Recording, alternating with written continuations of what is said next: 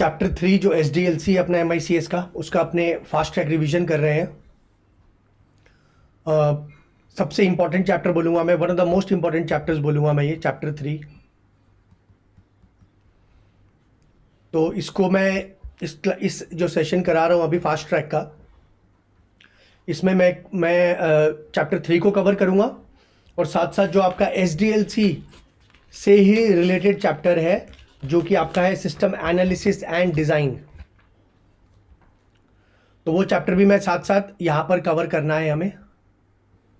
तो बेसिकली मैं इसमें फास्ट ट्रैक में चैप्टर 3 कवर करूँगा, चैप्टर 11 कवर करूँगा।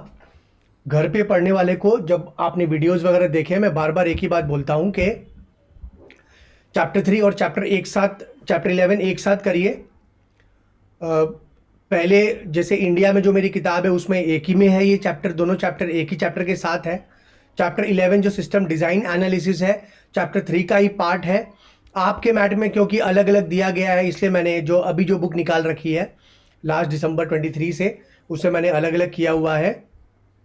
तो ध्यान रखिए, घर में भी जब पढ़ेंगे इसको, रिवीजन भी करेंगे, दोनों चैप्टर को एक साथ लेके जाइए। पहले चैप्टर 3 करिए, फिर चैप्टर 11 करिए। चैप्टर 3 में बहुत सारे पार्ट हैं जो अगेन आपके मैट के हिसाब से, क्योंकि अलग चैप्टर बना दिया एनालिसिस और डिज़ाइन को, तो मैंने वहाँ क्वेश्चन जो डाला हुआ, लेकिन वहाँ पर मैंने लिख दिया refer chapter 11, system analysis design chapter को अपने को रिफर करना है।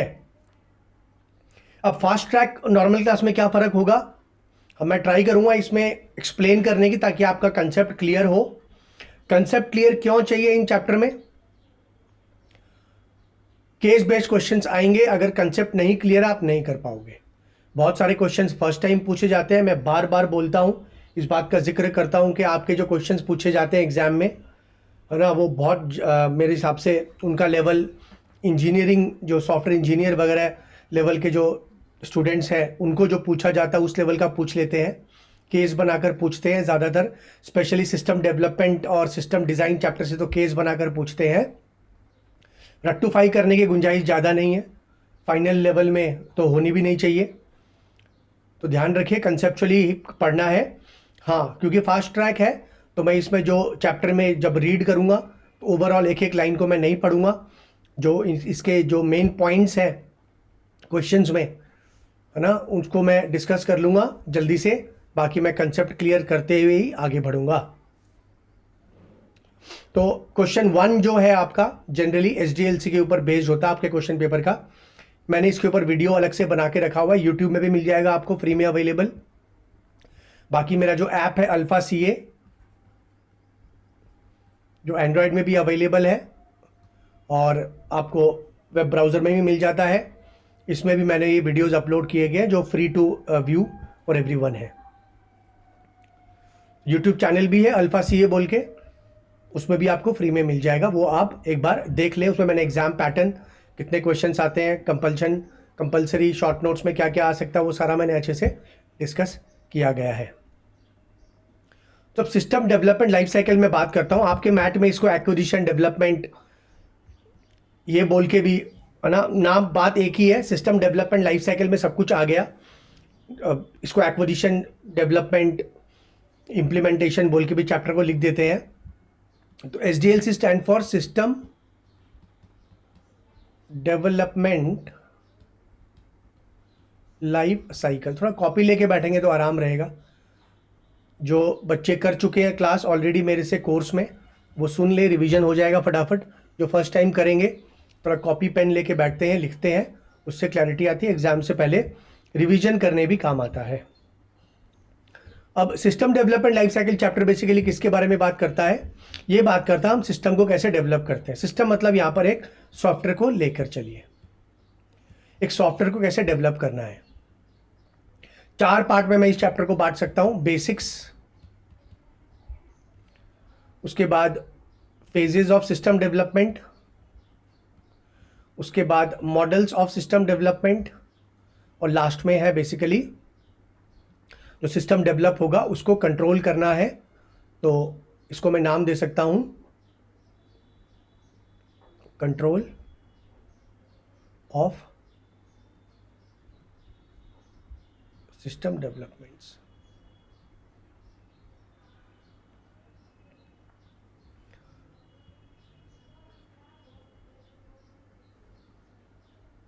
या फिर मैं इसको ऐसे लिख दूं,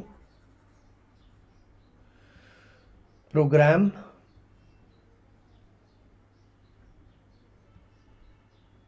मैनेजमेंट कंट्रोल। लास्ट वाला जो पार्ट है, 4th नंबर पार्ट, ये बेसिकली आपको बताता है जो सिस्टम डेवलप हो, उसको कंट्रोल कैसे करें, टाइम से कैसे कंप्लीट हो, बजट के अंदर कैसे कंप्लीट हो। तो 4 पार्ट में मैंने इस चैप्टर को बांटा है, पार्ट पार्ट करके पढ़िए, आपको क्लैरिटी आएगी। बेसिक पार्ट बेसिकली ये बोलता है कि सिस्टम डेवलप करना है, सिस्टम को डेवलप करना है। सवाल ये है कि सिस्टम डेवलप क्यों करना है भैया? मार्केट में रेडीमेड मिलता है, खरीद के लेके आइए। मार्केट अवेलेबिलिटी आज के ज़माने में तो बहुत हाई है, ठीक है ना, तो रेडीमेड खरीद के लाइए। एक दो बात बता दूं मैं, अभी जो एआई जिस हिसाब से चल रहा है, जनरेटिव एआई आ गया है, एडवांस लेवल का और आ जाएगा। अगले 2 4 5 7 सालों में, 10 सालों में तो पूरी दुनिया ही चेंज हो जानी है, the way we live, the way we do our task. तो हो सकता है कि ये सब जो हम पढ़ रहे हैं ये सब आउटडेटेड हो जाए, बहुत सारी चीज़ें इसमें आउटडेटेड हो चुकी है। आपका मैथ तो ऑलरेडी आउटडेटेड है, 2017 में लास्ट रिवाइज हुआ था, उसी को रीप्रिंट कर रहे हैं, 2024 चल रहा है भाई साहब, है ना। 7 साल बहुत लंबा समय होता है एक सब्जेक्ट, आईटी जैसा सब्जेक्ट के लिए। यहाँ तो हर 6 महीने साल भर में इतने नए चेंजेस आ रहे हैं दुनिया भर में कि पूछिए ही मत। अब कोई उपाय नहीं है, जो है वो है, पढ़ना है उसको। तो बहुत सारी चीज़ें अभी भी आउटडेटेड है और आगे जाके तो आउटडेट हो जाएगी। अब सिस्टम डेवलपमेंट करना मतलब सिस्टम बनाना, खुद बना लीजिए। एक ऑर्गेनाइजेशन है, उसको लगता है कि उसके पास इन हाउस टीम है, वो बाज़ार के सॉफ्टवेयर में बिलीव नहीं करती है, बाज़ार का सॉफ्टवेयर उसके लिए सूटेबल नहीं है, उसको अपना चाहिए, कस्टमाइज चाहिए, अपना बनाएगी। दो मैं ये भी बोलूँगा, बाज़ार में जो सॉफ्टवेयर आते हैं वो कस्टमाइजेबल, हाईली कस्टमाइजेबल होते हैं, यूज़र के नीड के हिसाब से आप बना सकते हैं। बट नहीं, चैप्टर किसके बारे में है कि अपना सॉफ्टवेयर बनाना है, तो चैप्टर पूरी इसकी बात करेगा, सॉफ्टवेयर बनाए तो कैसे बनाए, क्या क्या तरीके हैं बनाने के, क्या क्या फेजेस को फॉलो करना पड़ेगा, ये सारी बातें। तो मार्केट में अवेलेबिलिटी है सॉफ्टवेयर की, मार्केट से सॉफ्टवेयर लिया हुआ फ़ायदा क्या है? सस्ता पड़ता है। सस्ता क्यों पड़ता है? क्योंकि बल्क में बिकता है, बल्क में मैन्युफैक्चरिंग होती है, बिकती है। अब सॉफ्टवेयर में मैन्युफैक्चरिंग क्या है? कॉपी पेस्ट करके बेचना है, वर्जन निकालने हैं। तो मार्केट में अवेलेबल है, जल्दी मिल जाता है, सस्ता पड़ता है, मार्केट में रहता है कई सालों तक, है ना। तो चीप है एज़ कम्पेयर। बाज़ार में जो रेडीमेड कपड़े लेके आते हैं वो सिलवाओगे तो सस्ता पड़ेगा, मतलब रेडीमेड वाला सस्ता पड़ेगा, सिलवाओगे एज़ कम्पेयर करोगे सिलवाना महंगा है। क्योंकि आपके लिए बनेगा कोई सूट तो 5,000 रुपये तो सिलाई लेगा। इंडिया में तो इंडियन 5,000 रुपये सिलाई है, अच्छे टेलर की 6-6 7-7 हज़ार रुपये सिलाई है। 5,000 में तो रेडीमेड सूट ही आ जाता है कपड़ों के साथ में। तो रेडीमेड का फ़ायदा क्या है? सॉफ्टवेयर लेने का चीप है, रिस्क कम है, रिस्क इज़ लेस। क्यों रिस्क लेस है?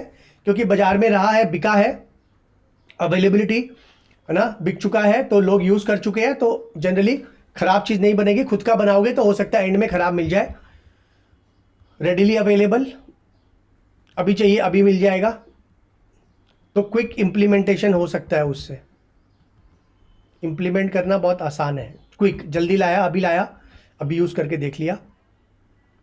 तो चीप है, कम रिस्क है, रेडिली अवेलेबल, क्विक इम्प्लीमेंटेशन है, और मैंने बोला रिलायबल भी है क्योंकि बाज़ार में बिक चुका है। टैली जैसा सॉफ्टवेयर है, इंडिया में फाइनेंस का सॉफ्टवेयर है, बहुत सारे CRM सॉफ्टवेयर हैं, ये सारे सालों से बिकते आ रहे हैं। तो एक जनरल पब्लिक के मन में एक ये है कि हाँ भैया ये चीज़ है, ये बिकती है, तो कोई दिक्कत वाली बात नहीं है, रिलायबल मिलेगा।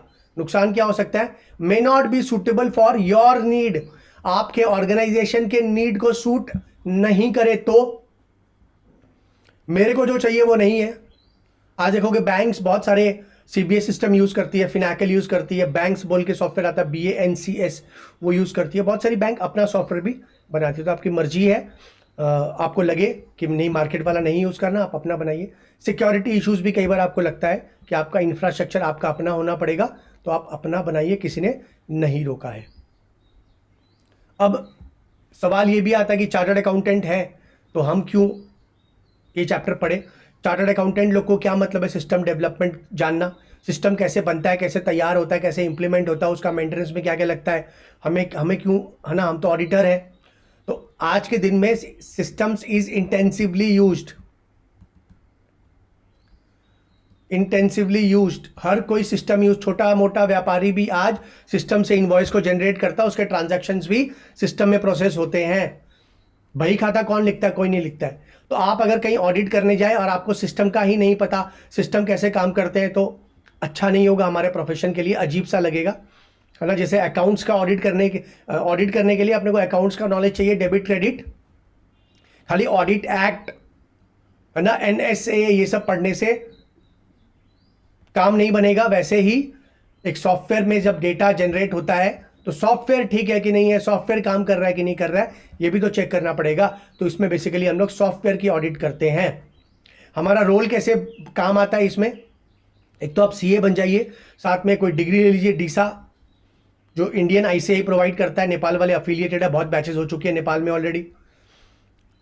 सीसा ले लीजिए, USA का है, इसाका इंस्टीट्यूट का, ग्लोबल क्रेडिबिलिटी है, वो भी कर सकते हैं आप CA बन के, या एडिशनल एक सर्टिफिकेट्स या डिग्री कोर्स आप करते हैं तब जाके आप सिस्टम को ऑडिट करने का अफिलिएशन आपको मिल जाता है, लाइसेंस आपको मिल जाता है, तो आपके सिस्टम्स भी ऑडिट कर सकते हैं।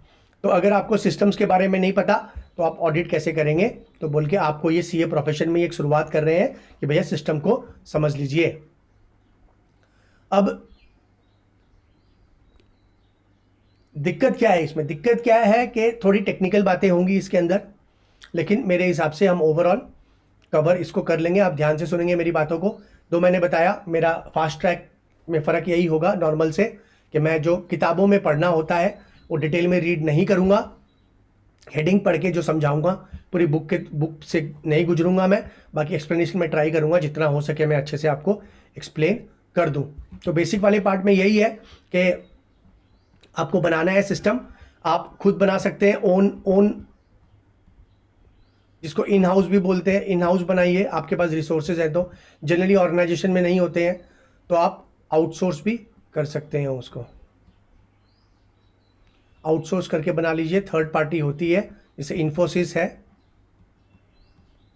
उसको आप देख के बना लीजिए। इंडिया में इन्फोसिस है, TCS है, बहुत सारी कंपनी, उनको दे दीजिए, वो बना लेंगे। इन हाउस बना सकते हैं आप। और आपको लगता है रेडीमेड है, अगर रेडीमेड लेते हैं तो कहानी यहीं ख़त्म हो जाती है, फिर तो आगे बढ़ने की बात है ही नहीं। अगर रेडीमेड खरीद के लाना है तो फिर बात यहीं ख़त्म हो जाएगी, अपने को आगे कहीं नहीं जाना है। यहाँ जाने की पूरे चैप्टर का औचित्य ही ख़त्म हो जाएगा। रेडीमेड खरीद लिया तो लाके इम्प्लीमेंट करिए, काम हो जाएगा। महंगा प्रपोजिशन है, हाँ, छोटी मोटी ऑर्गेनाइजेशन की बात यहाँ पर नहीं करेंगे, हम यहाँ पर बड़ी कंपनियों की बात करेंगे, मिड टू लार्ज साइज, जो आजकल तो आप देखोगे SAP है, बहुत पॉपुलर है ना। अब वो भी आप बोल सकते हो सिस्टम डेवलपमेंट में आएगा, though it is an available readymade application, but it takes time to be implemented in an organization. एक टीम आएगी जो आपके साथ बैठेगी, है ना, 2-4-6 महीने आपके साथ रहेगी, आपके जो यूज़र्स हैं उनके साथ बैठेगी, इम्प्लीमेंट करेगी, रिजल्ट्स को कंपेयर करेगी, तभी जाके आपका काम पूरा होगा। तो ऐसे नहीं कि रेडीमेड तो क्या हुआ, टैली ऐसा लाया, इंस्टॉल किया और यूज़ करना शुरू कर दिया, नहीं। ये जो सिस्टम डेवलपमेंट की बात करते हैं तो ये समय वाला काम है, पैसे लगेंगे, 10-20 लाख 50 लाख रुपये मामूली बात होती है। पहले तो करोड़ों की बात होती थी, लेकिन आजकल समय के साथ आप देखोगे कि 10-15-20 लाख रुपए तक में भी एक सॉफ्टवेयर अच्छे आ जाते हैं, स्मॉल टू, है ना, नियर मीडियम। उसके ऊपर जाओगे तो 70-80 लाख, 1 करोड़ रुपए, नेपाली में तो 1-1.5 करोड़ 2 करोड़ रुपए मामूली बात होती है एप्लीकेशंस पे लगने की। 4 पार्ट में चैप्टर है, बेसिक्स मैंने बता दिया है। ओवरऑल पेचीदा काम है, इतना आसान काम नहीं है। सिस्टम डेवलप करोगे तो आपको लगेगा कि ये हो जाएगा इम्प्लीमेंट और काम शुरू कर देंगे, ज़रूरी नहीं है। हमारे यहाँ लोकल में एक कंपनी है, मैं नाम नहीं लूँगा, but their system development totally failed. They have spend around 1+1 crore Indian plus rupees, but they are still using the old Tally Prime. Tally में ही अभी वो, दे कुड नॉट कन्वर्ट। उसके बहुत सारे रीज़न है, जब हम आगे बढ़ेंगे तो मैं रीज़न को भी डिस्कस करूँगा कि क्या कारण से आप देखोगे कि सिस्टम डेवलपमेंट फेल हो जाते हैं। अब जब मैं बात करता हूँ सिस्टम डेवलपमेंट, तो कई बार सवाल आता है कि क्यों करें सिस्टम को डेवलप, एक नया सॉफ्टवेयर क्यों चाहिए। अब मैं भी एक टीचर हूँ, कई सालों से पढ़ा रहा हूँ, बहुत साल हो गए। अब तो हम लोग ऑडिट भी लॉन्च करेंगे आपके नेपाल में, CAP 3 का ऑडिट लॉन्च करेंगे। तो ट्राई करेंगे शॉर्ट रखने का, 100 घंटे से सवा सवा 100 घंटे है ना, 125 घंटे के अंदर हो जाए, ट्राई वही करेंगे, बट अभी कुछ श्योर नहीं है। तो पहले लाइव पढ़ाता था, फिर मेरे को लगा कि नहीं ऑनलाइन करना ज़रूरी है, फिर ऑनलाइन हुए, तो जूम से रिकॉर्ड किया, फिर लगा और जाएंगे आगे, तो फिर है ना अब नए नए सॉफ्टवेयर यूज़ कर रहे हैं, बेटर क्वालिटी इक्विपमेंट्स लेके आ रहे हैं, बेटर कैमरा, बेटर वॉइस। तो है ना पहले नोट्स से पढ़ाता था, इनफैक्ट MICS तो पहले इंस्टीट्यूट की आपकी जो आईकैन का मैट है उससे पढ़ाया, फिर खुद की बुक लॉन्च की, अब बुक से पढ़ाता हूँ, बुक में भी रिवीजन करते हैं, बुक को भी ठीक करते हैं, तो ये चलते रहता है। वैसे ही सिस्टम डेवलपमेंट काम करता है। आपको लगता है कि आप दुकानदार हैं, आप बिजनेसमैन हैं, आप जहाँ हैं वहीं पर बेचोगे, ऑनलाइन नहीं जाओगे, तो आप हो सकता है आपका बिजनेस बंद हो जाए।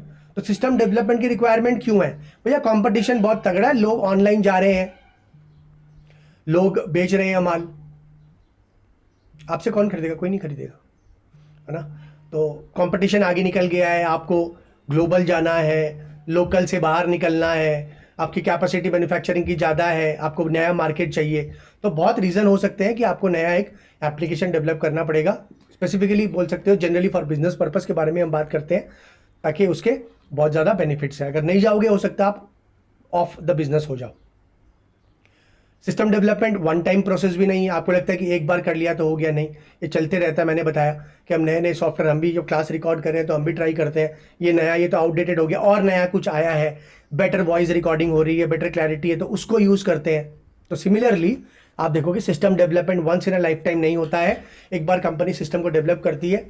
अब साइट की बात कर लीजिए, आपके नेपाल में इनकम टैक्स की साइट्स है, आपके यहाँ मिनिस्ट्री ऑफ कॉर्पोरेट अफेयर्स भी होगा, है ना, कंपनीज जहाँ अपना डेटा वगैरह सबमिट करती है। तो वो थोड़ी ऐसा है कि एक बार एक साइट बना दी, एक सॉफ्टवेयर बना दिया, नहीं नहीं, वो टाइम टू टाइम वो है ना, उसको नया बनेगा, वो चेंज होगा, फिर नया बनेगा, यूज़र बढ़ेंगे तो दिखेगा सिस्टम स्लो हो गया, फिर उसको नया बनाएंगे, उसको अपग्रेड करेंगे। तो ये लाइफ टाइम प्रोसेस एक ऑर्गेनाइजेशन के लिए चलता है सिस्टम डेवलपमेंट का। चैप्टर इंपॉर्टेंट है, बहुत ज़्यादा इंपॉर्टेंट है, कंसेप्ट सुनिएगा, क्लैरिटी आएगी, छोड़ के जाने की बिल्कुल भूल मत कर लीजिएगा इस चैप्टर को। ये और चैप्टर 11 एक साथ करना है, बार बार बोल रहा हूँ, 2 चैप्टर कर लोगे आपको 15-20 मार्क का, तो 25 मार्क का तो यहीं पर आपको काम हो जाएगा। जब मैं फेजेस की बात करता हूँ, पहले कंसेप्ट क्लियर कर लीजिए, बुक से मैं फटाफट गो थ्रू आपको करवा दूंगा। जो फेजेस है, फेजेस मतलब क्या हो गया? स्टेप्स। फेजेस मतलब क्या है? स्टेप्स। अब स्टेप्स के बारे में क्या चर्चा है भैया? बहुत जरूरी है, एग्जाम में बहुत आ सकते हैं, आने लायक है स्टेप्स। तो स्टेप्स मतलब बेसिकली सिस्टम डेवलपमेंट की शुरुआत कैसे होती है ना, और अल्टीमेटली ये कहां जाके रुकता है, जिसके बाद से आप बोल सकते हो कि सिस्टम आपका इंप्लीमेंट होके काम करना शुरू कर दिया। तो सबसे पहला स्टेप आता है प्रिलिमिनरी इन्वेस्टिगेशन।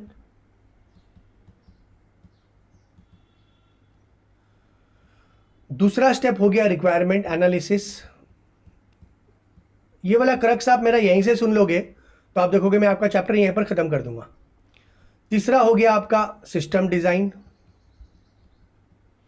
जो नए स्टूडेंट फर्स्ट टाइम कर रहे हैं लिख लीजिएगा, आपको काम आएगा एग्जाम में। सिस्टम एक्विजिशन डेवलपमेंट, हम फेजेस कर रहे हैं SDLC चैप्टर का। SDLC चैप्टर आपके आइकन के मैट में एक्विजिशन, डेवलपमेंट, इंप्लीमेंटेशन ये बोल के दिया गया है। मैं इसको सिस्टम डेवलपमेंट लाइफ साइकिल बोल के ही जनरली बुलाता हूँ, एक ही बात है, आप नाम कोई दे दीजिए। उसके बाद आएगा सिस्टम का टेस्टिंग होगा, उसके बाद आएगा सिस्टम को इम्प्लीमेंट करेंगे।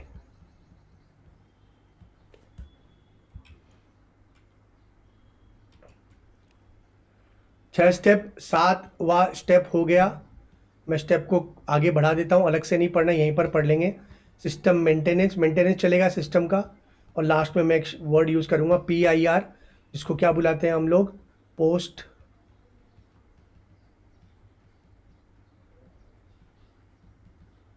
Implementation review. Post implementation review. 8 phases, 8 phase सुन के पढ़ेंगे आप। 8 फेज, कितने? 8 फेज बोले तो स्टेप्स।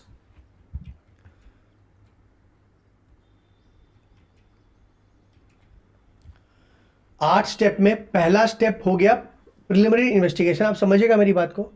एक ऑर्गेनाइजेशन है, वो जो सिस्टम यूज़ कर रही है, सॉफ्टवेयर यूज़ कर रही है, याद रखिए ज़रूरी नहीं है कि कोई ऑर्गेनाइजेशन ऑलरेडी एक सॉफ्टवेयर यूज़ करेगी सिस्टम डेवलपमेंट के लिए। हो सकता है वो मैनुअल सिस्टम हो। आज के दिन में ये कम मिलेगा।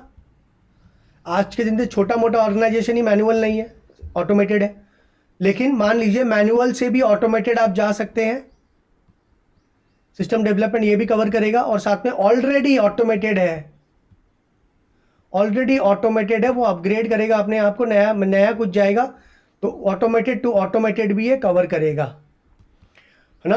अब मान लीजिए कि मैं अपनी एक वेबसाइट बनाना चाहता हूँ। मैं भी अपना अल्फा सीए लॉन्च किया हूँ। मैं पहले लाइव था, अभी लाइव कम लेते हैं।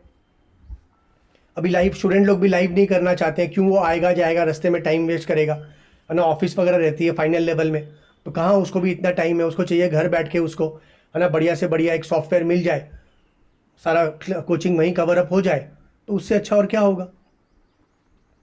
और तो हम भी तो आगे जा रहे हैं ना, हम भी तो आगे जा रहे हैं। हम भी तो SDLC किए होंगे, हमने भी तो सॉफ्टवेयर बनवाया है अपना, जो अल्फा सीए। आप लोग ये वीडियो, है ना, अल्फा सीए में अगर देख रहे हैं तो ऐप में, तो उसमें भी तो बनाया है, उसमें मेहनत लगी है, हमारा बात हुई है, ऐसा करिए, ये डालिए, नोट्स डाल सकते हैं, है ना, मैसेज भेज सकते हैं, बैनर बना सकते हैं, क्वेरीज ले सकते हैं, व्यूज़ बढ़ा सकते हैं, कमा सकते हैं, सब चीज़ें। तो मैनुअल से ऑटोमेटेड आप जा रहे हैं तो भी आएगा, ऑटोमेटेड से ऑटोमेटेड और जाना आगे, बेटर वर्जन में जाना है तो भी ये आएगा। नाउ हो क्या रहा है कि मान लीजिए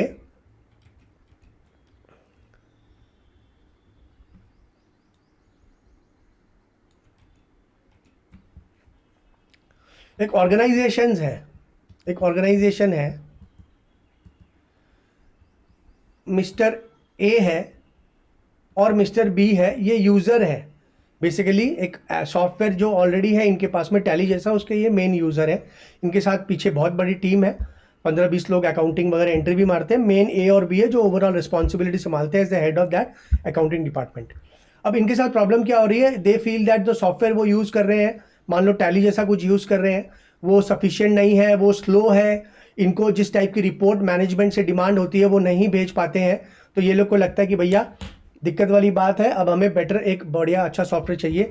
ये लोग क्या करेंगे, एक रिक्विजिशन प्रपोजल, ये लोग एक रिक्विजिशन डॉक्यूमेंट भर के, है ना, जो ऊपर डिपार्टमेंट है ऊपर में भेज देंगे, है ना, सेंड कर देंगे।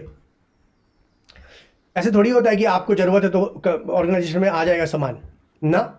एक प्रिंटर की भी ज़रूरत है, उसका भी रिक्विजिशन जाएगा, है ना, और जांच होगी कि क्यों चाहिए, पुराने वाले में क्या दिक्कत है, अब लगेगा ज़रूरत है तब जाके ऑर्डर दिया जाएगा, है ना। ये सारा एक प्रोसेस होता है।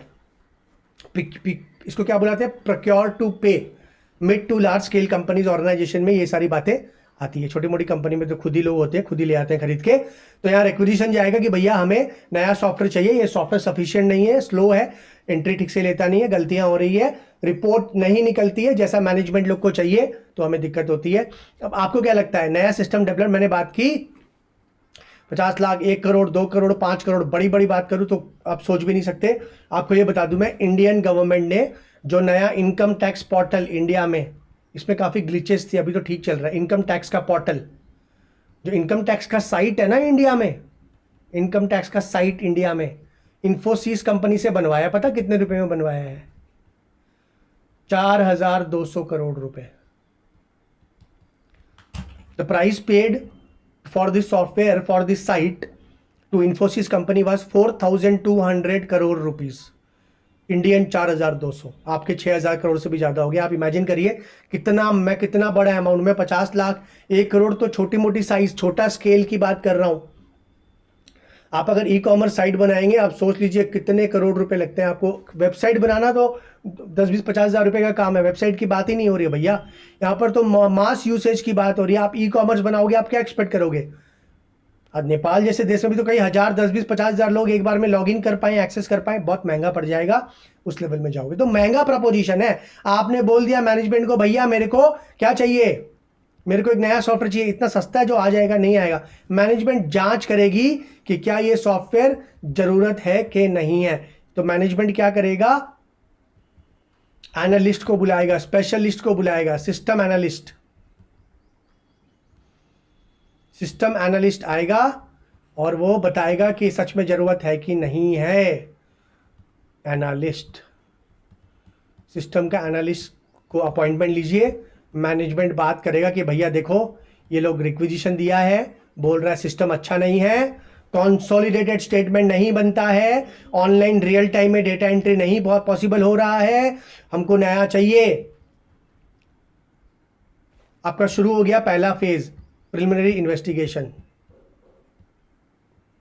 इस इन्वेस्टिगेशन में क्या होगा, इन्वेस्टिगेट करेंगे क्या आपको ये सिस्टम चाहिए कि नहीं, आपको सिस्टम चाहिए कि नहीं। बस ये फेज यही है। ये फेज के एंड में डिसाइड होगा टू गो और नॉट टू गो अहेड।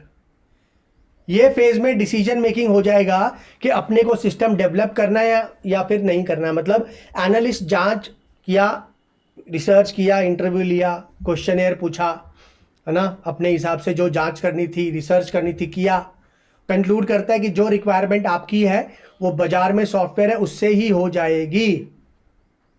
नया क्यों चाहिए भैया, नया डेवलप करेंगे इतना, बाजार में ही सॉफ्टवेयर मिलता है, वो सारी रिक्वायरमेंट वो बाजार का सॉफ्टवेयर ही फुलफिल कर देगा। तो फिर क्या करें, तो भैया बाजार वाला यूज करते हैं, खरीद के लाने की जरूरत, मतलब अपने बनाने की जरूरत नहीं है। तो ये जो स्टेप 1 है प्रिलिमिनरी इन्वेस्टिगेशन, ये क्या बोलता है कि आगे जाने की ज़रूरत है या नहीं है। रिसर्च करने के बाद में एनालिस्ट बोलता है नहीं नहीं ये रिक्वायरमेंट सही है, आपका बिजनेस पे बड़ा इंपैक्ट पड़ेगा, आपको अपग्रेड करना पड़ेगा टू अ बेटर एप्लीकेशन, आप इन हाउस बना लीजिए या आउटसोर्स करिए, बाजार में अवेलेबल नहीं है जो आपकी रिक्वायरमेंट है।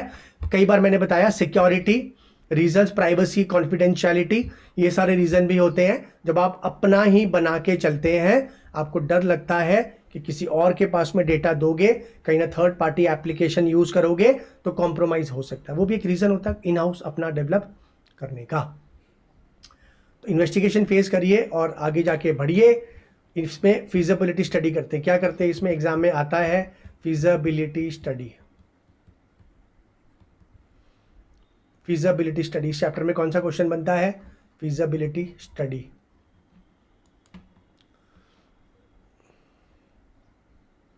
क्वेश्चन 1 जो है अपने थोड़ी सी देर में करेंगे, शुरू में करने से समझ में नहीं आएगा कि रीज़न क्या है सिस्टम डेवलपमेंट फेल होने का। पहले समझ तो लीजिए सिस्टम डेवलपमेंट होता क्या है, तब जाके फेल वाला पढ़ेंगे तो आप देखोगे आपको ये आसान लगेगा।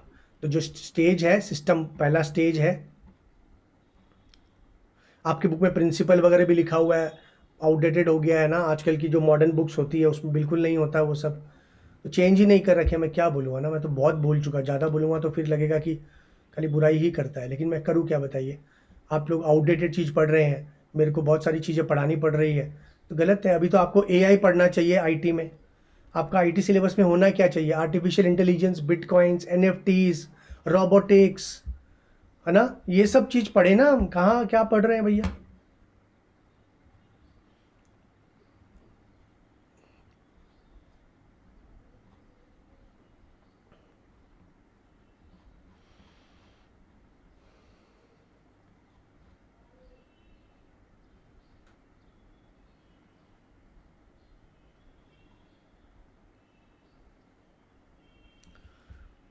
ये आपका क्वेश्चन 11 से आपका बन जाता है फेजेस।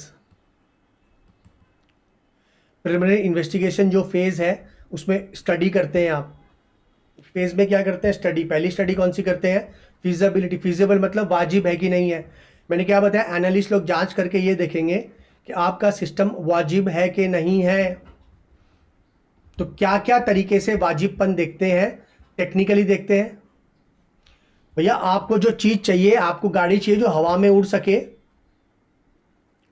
जो हवा में उड़ सके और ज़रूरत पड़े तो लैंड में भी आके चल सके, फिर लगे ट्रैफिक जाम आ गया फिर हवा में उड़ सके, तो आप बोलोगे भैया ये रिक्वायरमेंट आपकी फुलफिल नहीं हो सकती, अभी वो टेक्नोलॉजी पब्लिक यूज़ के लिए अवेलेबल नहीं है। तो टेक्निकल में क्या, टेक्नोलॉजी में क्या देखते हैं, क्या वो चीज़ अवेलेबल है यूज़ करने के लिए टेक्नोलॉजी।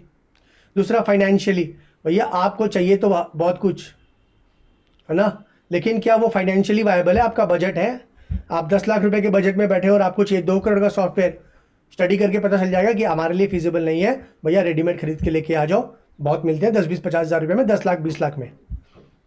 इकोनॉमिकली खाली पैसे होने से नहीं होता है, रिटर्न ऑन इन्वेस्टमेंट भी तो देखोगे। अब मान लो मैं अभी 100 स्टूडेंट पढ़ा रहा हूं MICS के एक टर्म में, मान लेते हैं। अभी तो मेरे को हाल में नया नया ही शुरू किया हूं पढ़ाना, ये सब्जेक्ट रहा, तो लॉन्ग टर्म में हम बिलीव कर रहे हैं कि ज़्यादा नंबर पढ़ेंगे हमसे। अब 100 स्टूडेंट के हिसाब से मैं 10 लाख का एप्लीकेशन ले आऊँ क्या, खर्चा कर दूँ क्या रिकॉर्ड करने में क्लासेस? नहीं। खाली पैसे हैं तो लगा दूँ क्या? नहीं। क्यों? इकोनॉमिकली वायबल भी तो होना चाहिए। जो पैसे लगाते हैं उसका जो फ़ायदा है वो जो कॉस्ट से तो ज़्यादा होना चाहिए बेनिफिट। तो यहाँ पर हम क्या देखते हैं कि जो प्रोजेक्ट, जो सिस्टम आप डेवलप करना चाहते हैं, क्या वो इकोनॉमिकली वायबल होगा कि नहीं होगा। टाइम शेड्यूल, टाइम बहुत ज़रूरी है। आपको सूट सिलवानी है, टेलर बोलता है 1 साल बाद दूंगा, आप सिलवाओगे क्या? आपको चाहिए 10 दिन बाद। तो यहाँ पर क्या है कि आपकी रिक्वायरमेंट क्या है। सिस्टम सॉफ्टवेयर डेवलपमेंट में 6 महीना तो लग ही जाता है, 6 मंथ्स 1 ईयर 2 साल तक भी लग जाते हैं प्रॉपरली इंप्लीमेंट करने में। आज के ज़माने में तो बहुत जल्दी होने लग गया। आप बोलते हो मेरे को 15 दिन बाद चाहिए, अरे तो फिर मत करिए, रेडीमेड लाइए। आप बोलोगे मेरे को कल शादी में सूट पहनना है, तो आप सिलवाओगे क्या जाके टेलर को? भैया वो बोलेगा 1 दिन में नहीं दे पाऊंगा मैं, अभी इम्पॉसिबल है। तो आप बोलोगे ठीक है रेडीमेड ले लेते हैं, बाजार से सारे मिल रहे हैं इतने सारे। तो शेड्यूल टाइम में क्या देखते हैं, क्या जिस समय के अंदर आपको चाहिए, क्या वो प्रोजेक्ट, क्या वो सॉफ्टवेयर उस समय में रेडी हो जाएगा या नहीं। रिसोर्सेज, क्या आपके पास में रिसोर्सेज अवेलेबल है। स्मॉल टाउन वगैरह में बहुत दिक्कत होती है, स्मॉल टाउन वगैरह में ऑर्गेनाइजेशन है तो उसके लिए बहुत दिक्कत होती है सॉफ्टवेयर डेवलप करना। खर्चा ज़्यादा पड़ता है, डबल पड़ जाता है, क्योंकि कोई मेट्रो सिटी से टीम आएगी, IT का स्पेशलिस्ट आपको रुकवाना पड़ेगा। 6 महीना है ना, 8 महीना रह जाता है वो आपके यहाँ पर, तो डबल खर्चा पड़ जाता है। तो ये भी एक रीज़न है कि कई बार रिसोर्सेज के चक्कर में आप लोग सॉफ्टवेयर ऑर्गेनाइजेशन सॉफ्टवेयर डेवलपमेंट में नहीं जाती है, बल्कि जो बाजार में अवेलेबल है भैया लाके खरीद के लगा लेते हैं। ऑपरेशनल मतलब बेसिकली यूजर की तरफ से बात कर रहे हैं। यूजर बोले तो ऑपरेशनल मतलब क्या ये ऑपरेशनली फिजिबल होगा, क्या यूजर खुश होगा, यूजर सेटिस्फाइड होगा, यूजर हैप्पी होगा। याद रखिए, आप कितना भी महंगा एप्लीकेशन लगा लीजिए, अगर यूजर हैप्पी नहीं है आपका वो फेल हो जाएगा। मैनेजमेंट कितना खुश है वो जरूरी नहीं होता है, जो यूज करने वाला है वो खुश नहीं है तो वो फेलियर होगा। मैं कितना भी महंगा गिफ्ट आपको लाके दे दूं, अगर आपको वो गिफ्ट पसंद नहीं आया क्योंकि आप यूज करने वाले हैं, वो गिफ्ट ऐसे ही पड़ा रहेगा, काम का नहीं होगा। बिहेवियरल, क्या बिहेवियर बेटर होगा यूजर लोग का? उल्टा तो नहीं हो गया कहीं? पता चला रिजल्ट्स उल्टे तो नहीं आ गए?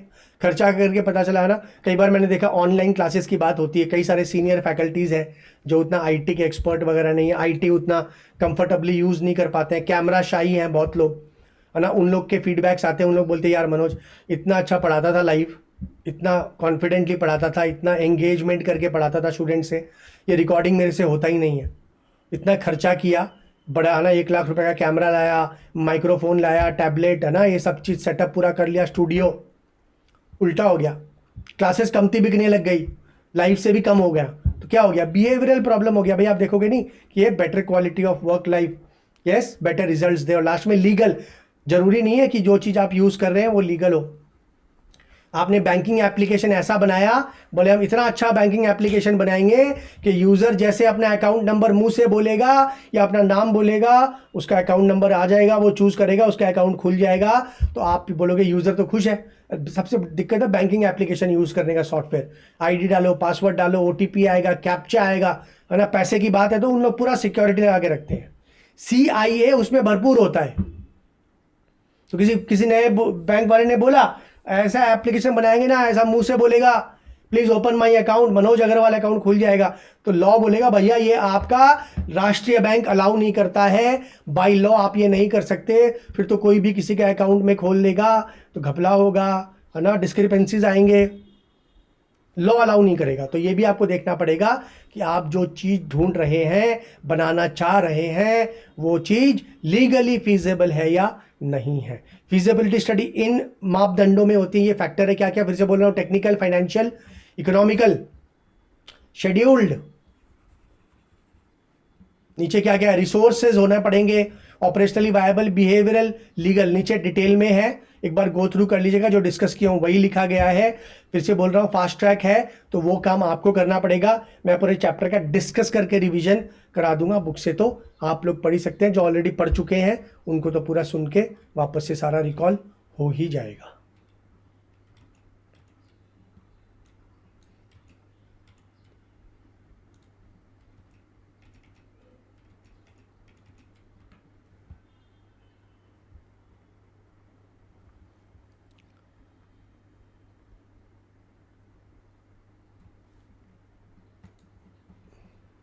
जो मैंने फेजेस यहाँ पर लिखे थे उस पर ध्यान देंगे। ये 2 फेज ही चैप्टर 11 बनता है, ठीक है ना। ये 2 फेज ही चैप्टर 11 है, system analysis and system design. ये कहाँ चला गया भैया, चैप्टर 11, ठीक है। तो बुक में अगर आप देखें ना, मैं आपको बुक में दिखा देता हूँ, इसमें कंफ्यूज मत होना। बुक जब आप देखते हैं तब ये देखिए, इसके बाद जो भी क्वेश्चन, जैसे प्रिलिमिनरी इन्वेस्टिगेशन खत्म हो गया अपना, ठीक है। तो जो 13 नंबर क्वेश्चन जैसे fact finding technique by system analyst, analysis of present system, ये सबके नीचे देखिए मैंने क्या लिखा हुआ है, system design chapter. System design chapter मतलब आपका चैप्टर 11। तो इसमें कंफ्यूज मत होना आप लोग, ठीक है ना। ये सारा आपको चैप्टर 11 में पढ़ना होता है। मैं अभी साथ साथ आपको चैप्टर 11 में ले आके कराऊंगा, लेकिन आप जहाँ जहाँ सिस्टम डिज़ाइन चैप्टर देख रहे हैं ना, तो मैंने क्या किया, मैंने बताया ना, मैंने इस बुक से जो पहले एक ही चैप्टर में मैंने दोनों डाला हुआ था, मैंने वो वाले पार्ट को उठा के अलग से चैप्टर कर दिया। स्टूडेंट लोगों को बहुत कन्फ्यूजन हो रहा था कि सर ये तो समझ नहीं आ रहा, हमारे में 2 एक चैप्टर एक्स्ट्रा है, आप में कम है, तो मैंने वो चैप्टर अलग कर दिया। तो अभी जब अपने पढ़ रहे हैं तो मैं आपको साथ साथ चैप्टर 11 भी कवर कर दूंगा, और सिस्टम SGLC तो मैं करा ही रहा हूँ, ठीक है।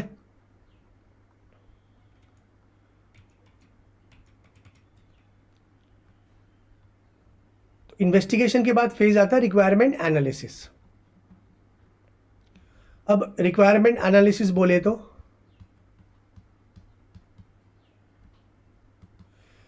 एक बार जब आप कंफर्म हो गए स्टेप 1 करके, फेज 1 करके, इन्वेस्टिगेशन करके कि भैया यू आर गोइंग फॉरवर्ड, हमें अपना सिस्टम खुद डेवलप करना है, तब बात आती है आपके रिक्वायरमेंट की। ये पूरा चैप्टर ना, मैं हमेशा बोलता हूं कि आपको एक सूट सिलवानी है। एक बंदा है, उसको सूट सिलवानी है, वो टेलर के पास गया, आप ये पूरा इसके साथ मैचअप कर सकते हैं। तो पहले आपको लगा कि 2 दिन में सूट चाहिए, आपको लगा कि बाज़ार में ही मिलेगा, टेलर नहीं बना के देगा, मेरा बजट से भी बाहर है, तो आप बाज़ार से लाओगे। आपको लगा नहीं, 7 दिन का टाइम है, बजट भी 10-15-20 हज़ार रुपये है, मैं टेलर से ही सिलवाऊंगा, बाज़ार में मेरे को जैसा चाहिए वैसा नहीं मिलेगा, मेरा रिक्वायरमेंट फुलफिल नहीं होगा, तो मैं अपना ही पसंद का इतने बटन का ना प्रिंट सूट, जैसा भी सूट हो मैं अपनी मर्जी से सिलाऊंगा। तो आप बोले ठीक है, तो पहला फेज खत्म हो गया, बिकॉज यू डिसाइडेड दैट हाँ आप जाओगे। आपने भी फिजिबिलिटी स्टडी की, ऑपरेशनल की, यूज़ पहन के मज़ा, मेरे को रेडीमेड नहीं आता है, टाइट लगता है, फिट नहीं होता है, सारा कर लिया आपने।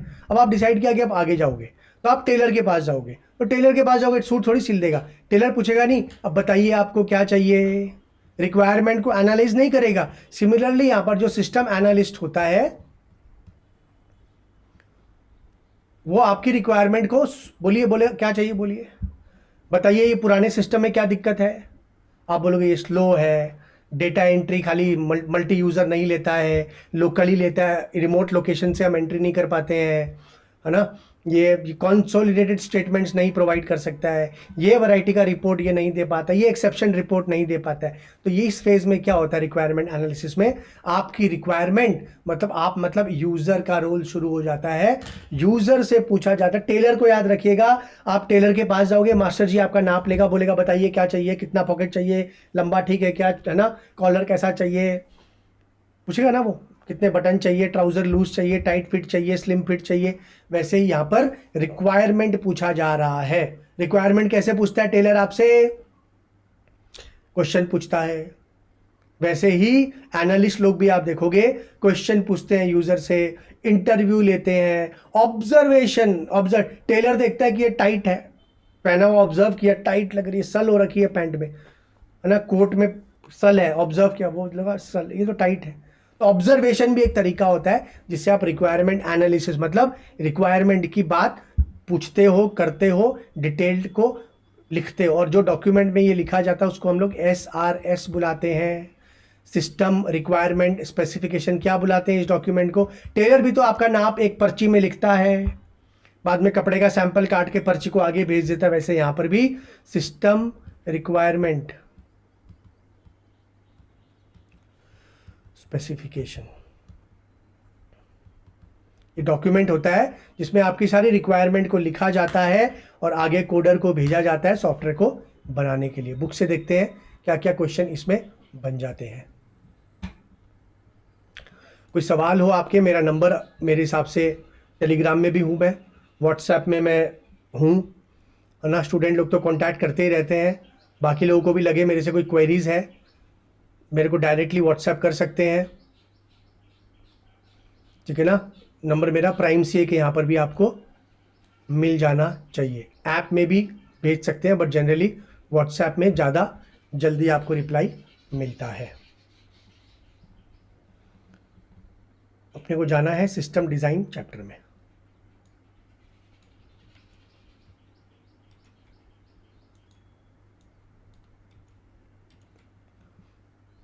System analysis design chapter, question number 1 में जाऊंगा मैं फिर से बोल रहा हूँ, जिस फ्लो से मैं पढ़ा रहा हूँ आपको, मैंने क्वेश्चन नंबर 13 पहले लिया, बुक में पहले मॉडल्स दिए गए हैं, मैं बोलता हूँ पहले आप फेजेस पढ़िए, आपको इजी रहता है। मैं जब डिस्कस करता हूँ तो मैं फेजेस को पहले पढ़ाता हूँ, उससे आसानी रहती है, उससे आपको मॉडल में भी समझने में जल्दी, है ना, आसानी हो जाती है। तो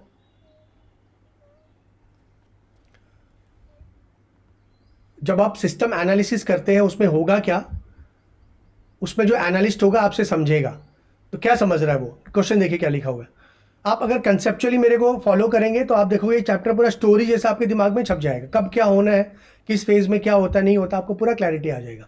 वेरियस फैक्ट फाइंडिंग टेक्निक, क्या इसका फैक्ट खोज रहा है वो, रिक्वायरमेंट निकाल रहा है वो, यूजर से रिक्वायरमेंट पूछ रहा है, भैया मेरे को बताइए आपको क्या क्या चाहिए, तो फैक्ट ढूंढेगा ना, क्या क्या टेक्निक यूज करता है। मैंने क्या बोला, डॉक्यूमेंट चेक करेगा वो, मैनुअल बोलेगा पुराने सिस्टम का मैनुअल दीजिए, है ना, फॉर्म्स दिखाइए, input forms, output forms, diagrams दिखाइए, कैसे डेटा एंट्री होता है, कैसे आउटपुट निकलता है, कहाँ स्टोर होता है, सब समझेगा ना, समझेगा। दूसरा क्वेश्चन पूछेगा आपसे, क्वेश्चन पूछेगा ना, बताइए क्या दिक्कत है आपको, पुराने सिस्टम में क्या दिक्कत है, तो डॉक्यूमेंट्स, क्वेश्चंस पूछेगा आपसे, इंटरव्यू ले लेगा 1 to 1, है ना। क्वेश्चन यार तो बेसिकली एक फॉर्मल डॉक्यूमेंट होता है जो आपको दिया जाता है, आप भर के दीजिए, है ना।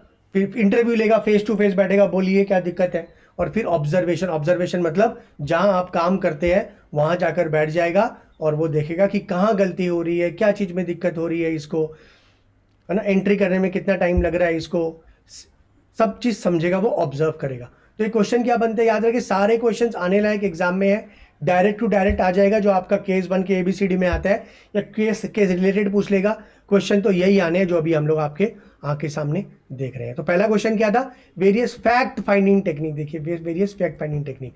अब दूसरा, उसके बाद आगे बढ़ रहे हैं, हम कर क्या रहे हैं, मैं SDLC चैप्टर पढ़ा रहा हूँ, मैं बार बार बोल रहा हूँ SDLC चैप्टर 3 और चैप्टर 11 एक ही पार्ट होना चाहिए, अलग अलग दिया गया है।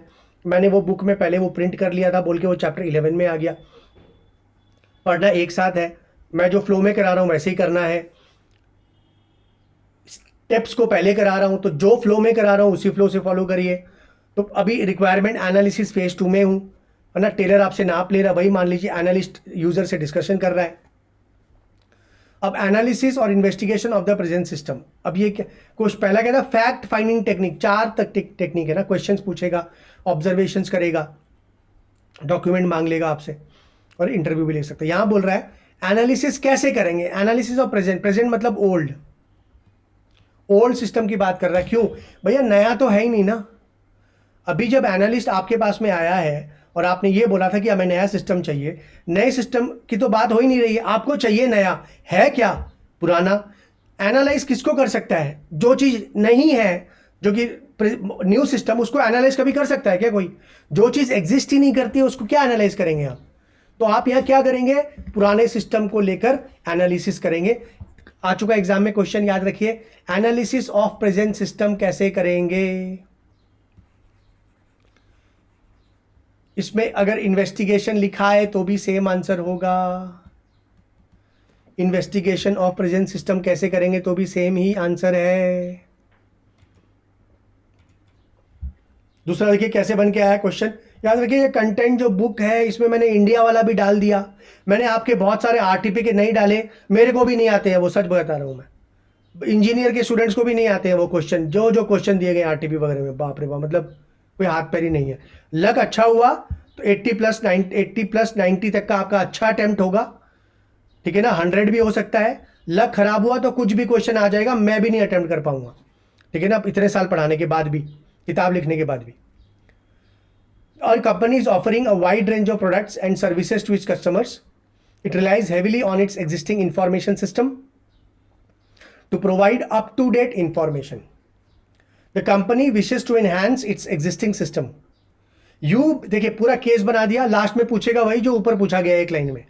You being an information system auditor suggest how the investigation of the present information system, वही पूछा, कंफ्यूज करने के लिए एक केस बना दिया 3-4 लाइन का, पूछ लिया लास्ट लाइन में वही, तो कंफ्यूज नहीं होना है। पूरा क्वेश्चन पढ़िए। मैंने आपके भी एग्जाम के वीडियोस में क्वेश्चन जब सॉल्व कर रखा हूं मैं, जहां एसडीएलसी वगैरह के बताया हूं। केस पढ़ के कंफ्यूज मत होना। केस के बाद में लास्ट लाइन में क्या पूछा है वो देखना। आप ज़्यादातर केस में नोट करोगे कि जो लास्ट लाइन है वो अपने आप में पूरा क्वेश्चन हो सकता था। ऊपर के 3-4 केस नहीं होने से, ये लाइन नहीं होने से भी आपके क्वेश्चन में कोई बदलाव नहीं होता, आंसर आपका सेम रहता। अल्टीमेटली क्या पूछा, how the investigation of the present system information system should be conducted so that it can further improve upon. पूछ तो लिया वही जो यहां पूछा, ठीक है। तो केस से डरना मत, एग्जाम में केस आए तो घबराना नहीं है, चुपचाप उसको पढ़ो। लास्ट में देखोगे डायरेक्ट क्वेश्चन मिलेगा 90% ऑफ द केसेस में, कोई रिलेशन नहीं होता केस स्टडी का। अब हो क्या रहा है यहां पर, सुनिएगा मेरी बात को, इस आंसर को कैसे पढ़ना होता है। पूछा गया कि प्रेजेंट सिस्टम को एनालाइज कैसे करोगे। याद रखिए फैक्ट फाइंडिंग टेक्निक नहीं पूछा है, फैक्ट फाइंडिंग टेक्निक एक स्पेसिफिक आंसर है ऊपर। यहां पूछा भैया सिस्टम को क्या एनालाइज कैसे करोगे। भैया पहले मैं हिस्ट्री में जाऊंगा। सबसे पहले जब भी कुछ एनालाइज करते हैं ना, हम हिस्ट्री पूछते हैं। फर्स्ट टाइम किसी से मिलते हो क्या बोलते हो, पापा क्या करते, बड़े लोग क्या पूछते हैं, पापा क्या करते हैं, गांव किधर है, काम क्या चीज का है पापा का घर पे। पुराने में पीछे जाते हैं ना, हिस्ट्री। हिस्ट्री में क्या आएगा, वही सब डॉक्यूमेंट्स। एनुअल रिपोर्ट निकाल लीजिए, है ना, चेंजेस कब हुए थे सिस्टम में वो बात कर लीजिए, है ना, कितनी बार अपग्रेड हुआ सिस्टम वो बात कर लीजिए, कितनी बार इंप्लीमेंट किया आपने सिस्टम या ट्राई किया और फेल हो गया वो सब बात कर लीजिए। तो यहाँ पर क्या क्या आएगा, ऑर्गेनाइजेशन की चार्ट्स को रिव्यू करिए, एनुअल रिपोर्ट्स मांग लीजिए, सिस्टम में चेंजेस कब इंप्लीमेंट हुआ, सक्सेसफुल था कि नहीं था, पुरानी बातें करेंगे। सबसे पहले हिस्ट्री पूछते हैं। हम भी आज जब बैंक ऑडिट, आप भी आर्टिकल है सब भैया, आर्टिकलशिप आप लोगों ने की है, बैंक ऑडिट वगैरह की है, तो हम सबसे पहले कोई क्लाइंट के पास ऑडिट करने के लिए जाते हैं, हम लास्ट ईयर्स ऑडिट रिपोर्ट मांगते हैं, प्रीवियस ईयर का audit report, concurrent audit report, internal audit report, ये सब मांगते हैं ना। हिस्ट्री में जाते हैं ना, याद करने के लिए बहुत ईजी है, हिस्ट्री मांगते हैं। एक सिस्टम में होता क्या है, मैं तो बोलता हूं आप दुनिया में नासा में भी चल जाएंगे, एक सिस्टम में इनपुट होगा, वो प्रोसेसिंग होगा, वो सिस्टम को आउटपुट देता है या फिर स्टोरेज करता है। ये टीपीएस चैप्टर में मैंने पढ़ाया था ना, टीपीएस के कोर एक्टिविटी क्या होती है, 4 ही होती है। सिस्टम को इनपुट लेने का एक्टिविटी होता है, इनपुट को प्रोसेस करता है, प्रोसेस करके आउटपुट निकालता है, आउटपुट निकालता है या फिर आउटपुट को स्टोर भी करता है। ये 4 तो एक्टिविटी होती है। तो कोई भी सिस्टम को समझने के लिए आपको क्या समझना पड़ेगा, इनपुट समझना पड़ेगा, प्रोसेस समझना पड़ेगा, आउटपुट समझना पड़ेगा, स्टोरेज समझना पड़ेगा। देखिए आप ये 4 पॉइंट तो आपको ऐसे ही मिल जाएंगे इस आंसर में। क्वेश्चन क्या है, analysis of present system, input को एनालाइज करिए। भैया इनपुट के फॉर्म कौन से हैं, उसमें क्या लिखा है, एक बैंक वाला ड्राफ्ट बनाने के लिए फॉर्म लेता है ना आपसे, तो फॉर्म में क्या है, क्या क्या लिखा हुआ है, कौन बनाता है, इनिशिएट कहाँ से होता है, कस्टमर से होता है, घर से होता है, ऑफिस से होता है, बैंक करती है, कुछ भी है, कुछ भी आ सकता है इसमें। कंप्लीट कब होता है, डिस्ट्रीब्यूशन कैसे होता है, तो इनपुट के बारे में सारा डिटेल लीजिए। साथ साथ review of data files, data file मतलब स्टोरेज, फाइल्स डेटा फाइल मतलब ही तो स्टोरेज। मैंने क्या बोला, इनपुट आउटपुट प्रोसेस स्टोरेज, चार तो एक्टिविटी, चार तो यही हो गए। एक रिव्यू पढ़ लिया, 5 पॉइंट तो इस आंसर के ऐसे कंप्लीट हो गए। तो फाइल में क्या देखोगे, फाइल में देखोगे कितनी नंबर, कितनी बड़ी है फाइल, कहाँ रखी जाती है फाइल, कौन यूज करता उन फाइल को, कितनी बार यूज होती है, इंटरवल में कितनी फ्रीक्वेंसी में यूज होती है।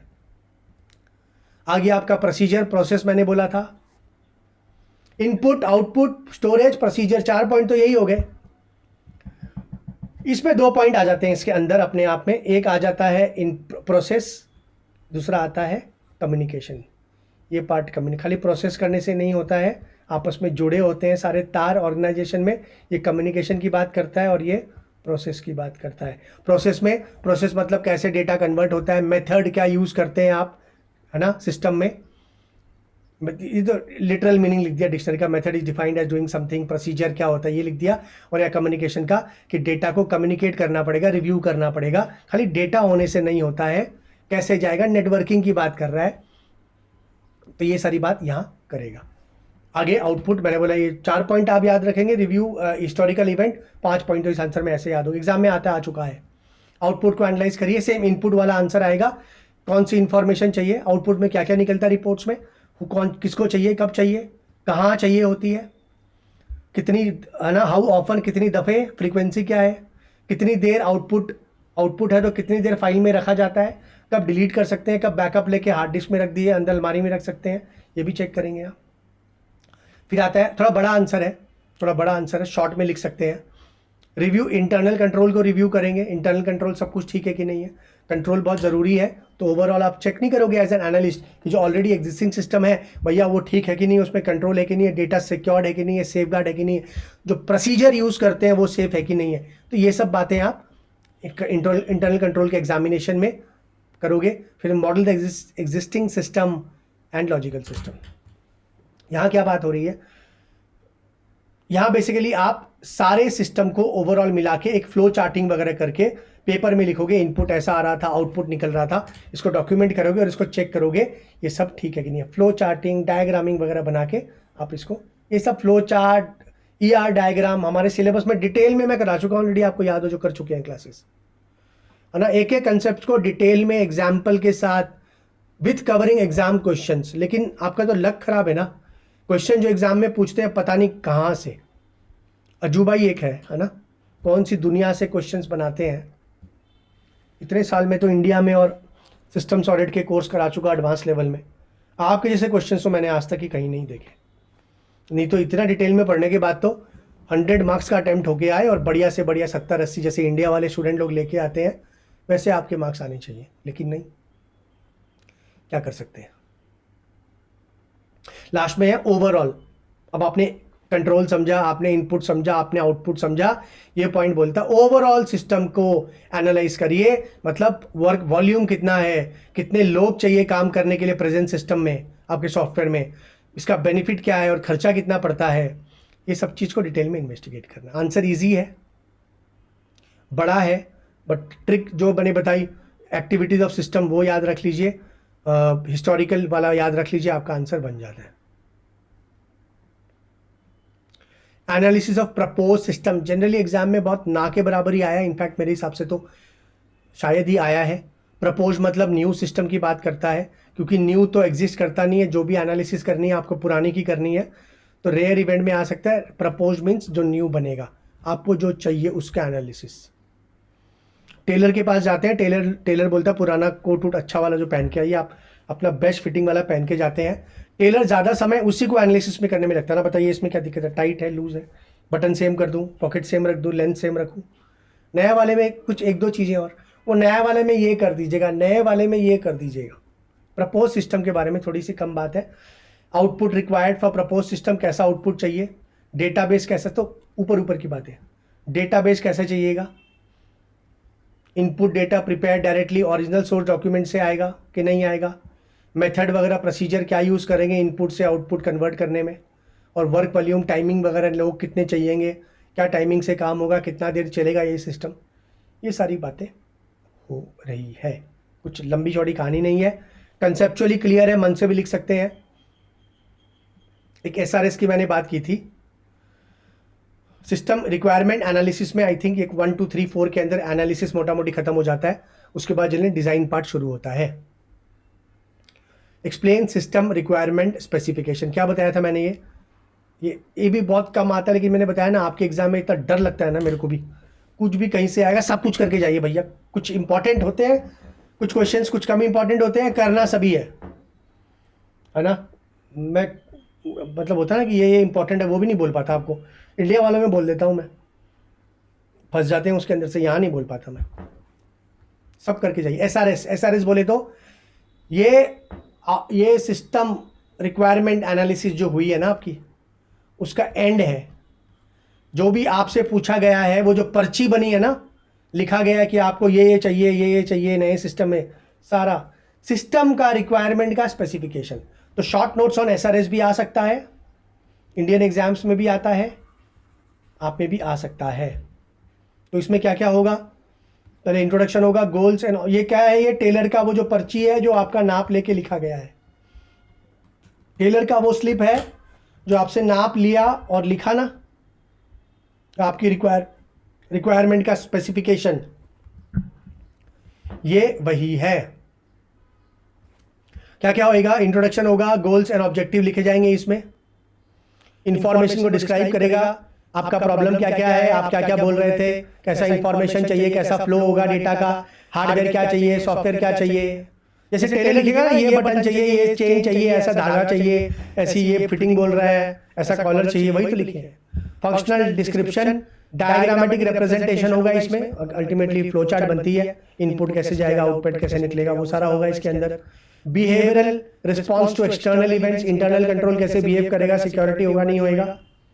वैलिडेशन, क्या क्या वैलिडेशन मतलब टेस्ट करना, वैलिडेट करना, क्या क्या टेस्ट परफॉर्म करने पड़ेंगे हमें। Data flow diagrams, tabular diagrams design बनाने के लिए, और एक ओवरऑल रिव्यू होगा यहाँ पर। मतलब रिव्यू मतलब हो गया कस्टमर को वापस दिया जाएगा प्रिपेयर करके, और कस्टमर रिव्यू करेगा इसको, यूजर रिव्यू करेगा और फिर साइन करेगा और बोलेगा हाँ ठीक है। टेलर भी तो आपसे साइन करवाता उस स्लिप में, क्यों? क्योंकि कल ना कुछ गड़बड़ हो जाए, बाद में आप बोलोगे ना मैं तो ऐसा नहीं बोला था, टेलर बोलेगा सर देखिए ये स्लिप आपने दिया था साइन करके, आपका गलती है, आपने जो बोला हमने वही बनाया। तो एसआरएस रिव्यू क्या होता है? आपको वापस दिया जाता है बनाने के बाद, कि आप जैसे ऑडिट रिपोर्ट तो पहले क्लाइंट साइन करता है, फिर हम साइन करते हैं।